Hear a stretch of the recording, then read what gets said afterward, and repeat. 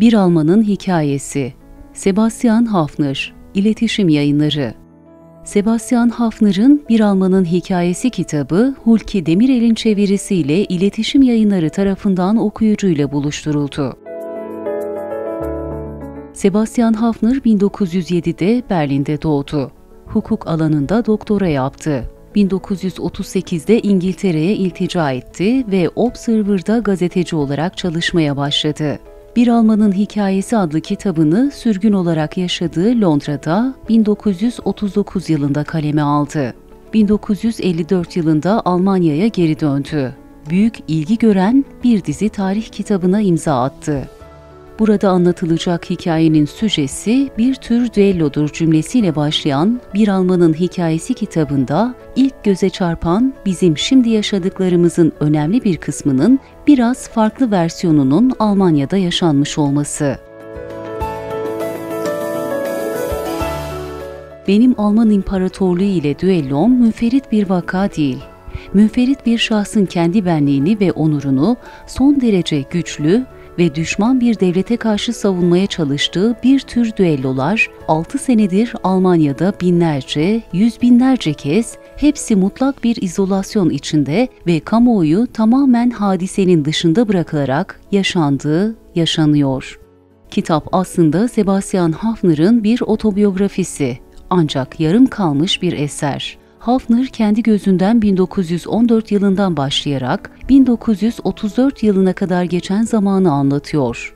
Yaşamını yitirdikten sonra oğlu Oliver Pliszel kitabın müsveddesini buluyor ve yayına hazırlıyor.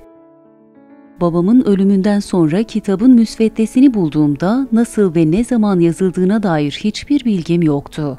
Bu yüzden müsveddenin tarihlenmesini öncelikle içeriğinden yola çıkarak yapmak durumunda kaldım. Kitabı okuyucuya Haffner'ın tanıklıklarından ve anlatımlarından bir Almanın nasıl Nazi'ye dönüştüğünün seyri okuyucunun hafızasında canlanıyor. İdeolojik politik bir akıl berraklığından öte, iç dış mihraklar, anlı şanlı geçmiş, muhteşem gelecek propagandasının bunda ne kadar etkili olduğu görülüyor.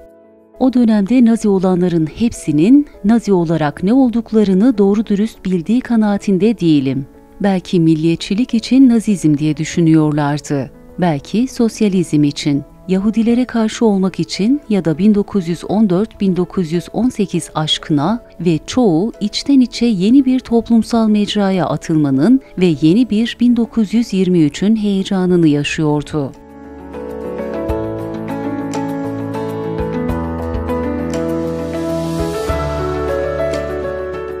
Haffner 7 yaşında 1. Dünya Savaşı'na uzaktan tanıklık eder.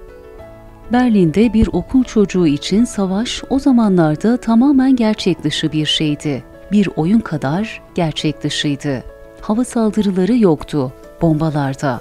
Yaralananlar oluyordu ama sadece uzaktan görüyorduk onları. Ressam elinden çıkmış gibi sarılı yaralarıyla. Akrabalar da vardı cephede. Tabii ki ara sıra ölüm haberleri de ulaşıyordu evlere. Ama çocuktuk nihayetinde. Yokluklarına hızla alışıyorduk. Sebastian Haffner'a göre cephede savaşmış bir nesil daha az hakiki Nazi üretmiştir.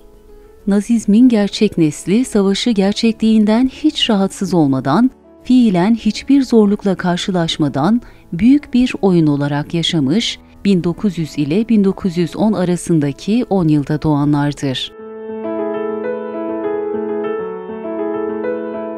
O dönem yaşananları yazarın hayatına inerek okumak isteyenler için kitapta daha birçok anı ve gözlem var.